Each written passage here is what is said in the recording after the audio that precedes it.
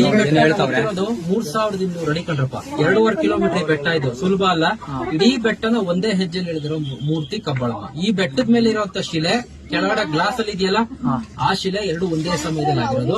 ಇಡೀ ಬೆಟ್ಟನ ಭೂಮಿಯಿಂದ ಮೇಲ್ ಬರ್ಬೇಕಾರೆ ನಮ್ಗೆ ಎಷ್ಟೆಷ್ಟೋ ಸರಿ ಪರೀಕ್ಷೆ ಮಾಡಿ ಕಳ್ತಾಳಪ್ಪ. ಪ್ರತಿಯೊಬ್ರು ಅರ್ಧಕ್ಕೆ ಕೂತ್ಕೋತಾರೆ, ನನ್ ಕೈಲಿ ಆಗಲ್ಲ ಅನ್ಸುತ್ತೆ, ಹಿಂದಕ್ಕೆ ಹೋಗ್ಬೇಕು ಅನ್ಸುತ್ತೆ, ಅಮ್ಮನ ಹೆಸರು ಹೇಳ್ತೀವಿ, ಮತ್ತೊಂದ್ ಹೆಜ್ಜೆ ನಡಿತೀವಿ, ಅಮ್ಮನ ಹೆಸರು ಹೇಳ್ತೀವಿ. ಹೀಗೆ ಒಂದೊಂದೇ ಹೆಜ್ಜೆಗಳನ್ನ ಅಮ್ಮ ಮುಂದಕ್ಕೆ ತಳ್ತಾಳೆ. ಮುಂದಕ್ಕೆ ತಳ್ಬೇಕಾದ್ರೆ ಅಮ್ಮನ ಹೆಸರು ಎಲ್ಲಿ ಹೇಳ್ತೀವೋ ಅಲ್ಲಿ ಮೋಡ ಬಂದ್ಬಿಡುತ್ತೆ, ಗಾಳಿ ಬರ್ತಾ ಬಿಸಿ ತಳ್ತಾಳೆ. ಈ ಬೆಟ್ಟದ ಮೇಲ್ ಬಂದ್ಮೇಲೆ ನಾವ್ ಹತ್ತಿರೋ ಮಟ್ಟಿಗೆ ಸುಸ್ತೆಲ್ಲ ಕಮ್ಮಿ ಆಗ್ಬಿಡುತ್ತಪ್ಪ. ಕೈ ಕಾಲುಗಳಿಗೆಲ್ಲ ಶಕ್ತಿ ಬರುತ್ತೆ. ಅಮ್ಮ ಇಲ್ಲಿ ಓಡಾಡ್ತಿದ್ದಾಳೆ. ರಾತ್ರಿ ಸಂಚಾರ ಇದೆಯಪ್ಪ. ಇದೇ ಉದ್ಭವ ತಾಯಿ ಕಬ್ಬಾಳಮ್ಮ ತಮಿಳ್ ಜನ ಕಟ್ಸಿರೋದ್ರಿಂದ ಕರಿಮಾರಿಯಮ್ಮ ಅನ್ನೋ ಹೆಸರು ಕರೀತಾರೆ. ಇವತ್ತಿನ ದಿನ ವಿಶೇಷ ಅಮಾವಾಸ್ಯೆ ವಾರ. ಈ ವಾರ ಅಮಾವಾಸ್ಯೆ ಬೀಳುತ್ತಪ್ಪ. ಇವತ್ತೆಲ್ಲ ಬರೋರ್ಗೆ ಅಮಾವಾಸ್ಯೆ ಕಪ್ಪು ತೀರ್ಥ ಯಂತ್ರಗಳನ್ನ ಕೊಡ್ತೀವಿ. ಯಾರು ಗಾಡಿ ಓಡಿಸ್ತಾರೆ ಅಂತವ್ರ ಕುತ್ತಿಗೆಯಲ್ಲಿ ಯಂತ್ರ ಇದ್ರೆ ಗಾಡಿ ಕೆಳಬಿಡಲ್ಲ. ಕೆಲವರು ಕೋಪ ಜಾಸ್ತಿ, ಗಾಡಿ ಎತ್ಕೊಂಡು ಓಡಿಸ್ತಾರೆ ಅಂತವ್ರಿಗೆ.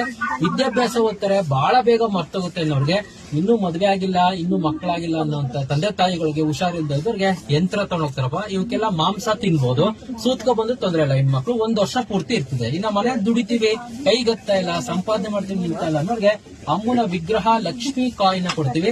ಈ ಕಾಯಿನ್ ನ ಪರ್ಸ್ ಒಳಗೆ, ಬ್ಯಾಗ್ ಒಳಗೆ, ಬೀರ್ ಒಳಗೆ ಇಟ್ಕೊಂಡ್ರೆ ದುಡ್ಡು ಕಾಸು ನಿಲ್ಲುತ್ತೆ. ಮನೆಗಳಿಗೆ, ಅಂಗಡಿಗಳಿಗೆ ಅಮ್ಮನ ಕಾಯಿ ಕುಡ್ಕೆ ದೃಷ್ಟಿ ತಡೆ ಹೊಡಿತೀವಪ್ಪ.